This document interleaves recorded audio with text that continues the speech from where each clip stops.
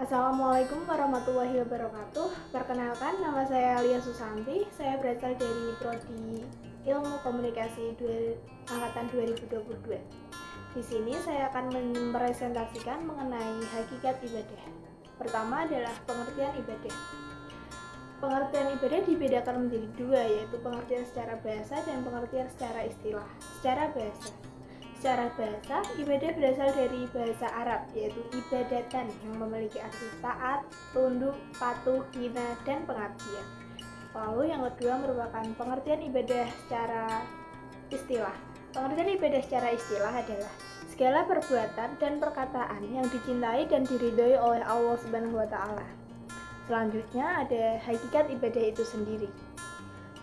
Hakikat ibadah. Yusuf Qaradawi mengemukakan bahwa ibadah merupakan kewajiban dari apa yang disyariatkan Allah Subhanahu wa taala yang disampaikan Rasulnya dalam bentuk perintah dan larangan. Hakikat ibadah tercermin dari dua masalah. Masalah pertama adalah pengokohan konsep penghambatan kepada Allah di dalam diri. Mengokohkan perasaan bahwa di sana ada hamba yang beribadah dan ada Rabb yang disembah. Maka di dalam ini ada penyembahan dan ada yang disembah. Lalu permasalahan yang kedua adalah menghadapkan diri kepada Allah dengan seluruh gerak hati, gerak anggota badan, gerak kehidupan. Semua itu hanya dihadapkan kepada Allah semata seraya melepaskan segala perasaannya. Lalu yang ketiga adalah pembagian ibadah. Pembagian ibadah dibedakan menjadi dua, yaitu ibadah madah dan gairu madah. Pertama adalah ibadah madah. Ibadah madah sendiri adalah ibadah khusus, yang berarti telah ditetapkan oleh Allah akan tingkat, tata cara, dan perinciannya. Ibadah ini sudah tercantum di dalam Al-Quran dan As-Sunnah. Ibadah ini harus didasarkan atas perintah Allah dan apa yang telah dilakukan oleh Rasulullah SAW, sehingga tidak bisa ditetapkan dengan akal atau logika. Jenis ibadah madah adalah sholat, wudhu, tayamum, junub, zakat, puasa, haji, dan umroh. Yang kedua adalah ibadah ghairu madah. Ibadah ghairu madah atau ibadah umum adalah segala perbuatan baik yang dilakukan dengan niat semata-mata mengharap ridho Allah Subhanahu wa taala.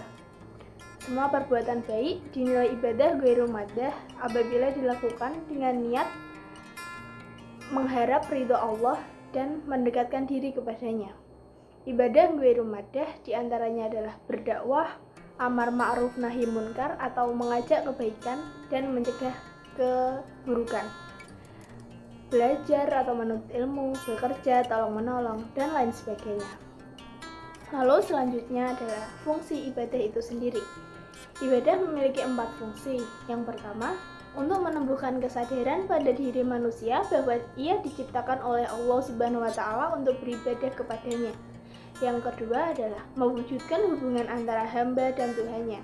Yang ketiga, mendidik mental dan menjadikan manusia itu ingat akan kewajibannya terhadap Allah Subhanahu wa taala. Dan yang keempat adalah melatih diri untuk disiplin. Selanjutnya merupakan prinsip ibadah.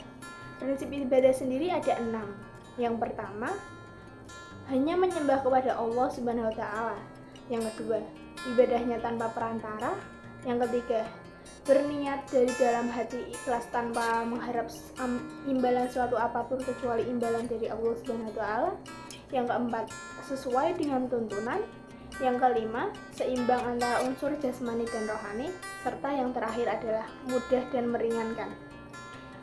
Cukup sekian presentasi dari saya, kurang lebihnya saya mohon maaf. Semoga materi tersebut dapat bermanfaat bagi kita semua. Wabillahi taufik wal hidayah wa ridha wa inayah. Wassalamualaikum warahmatullahi wabarakatuh.